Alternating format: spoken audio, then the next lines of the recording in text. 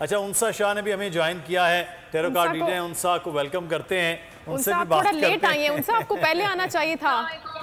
मुझे लेट बुलाया गया तो मैं लेट आई हूँ।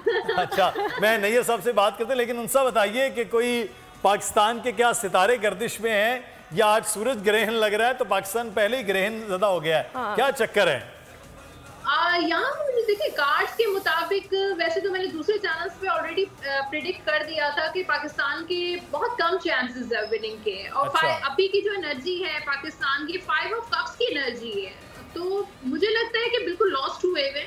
और वो जैसा परफॉर्म, जो एनर्जी इनकी जब स्टार्ट जो इन्होंने लिया, बहुत सुपर एक्साइटेड थे, वो एक्साइटमेंट इनकी बिल्कुल खत्म हो गई है। तो उनकी परफॉर्मेंस जो है, अब मुझे नहीं लग रहा कि ये मैच को उठाएंगे। अब तो कुछ ऐसे चांसेस मुझे नजर नहीं आ रहे, कोई स्कोर बनाते हुए नजर नहीं आ रहे, यहाँ पे लूज करते हुए नजर आ रहे। 5 ऑफ कप्स जो है वो लूज करने का कार्ड होता है, लॉस्ट का कार्ड होता है।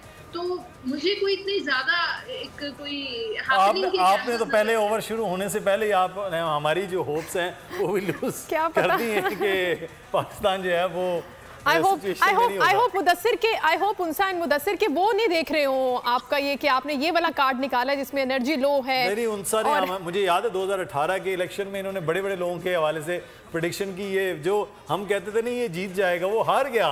तो इनके टैरो कार्ड जो हैं वो बड़े एक्यूरेट रहे हैं, हमारे साथ इन्होंने पूरी ट्रांसमिशन की।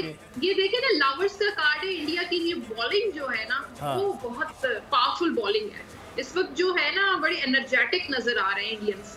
तो बॉलिंग साइड जो है वो बहुत अच्छी इंडिया की है और बहुत अच्छी परफॉर्मेंस। लवर्स का कार्ड है, मेजर अरकाना का कार्ड होता है, तो ये बड़ा कार्ड है।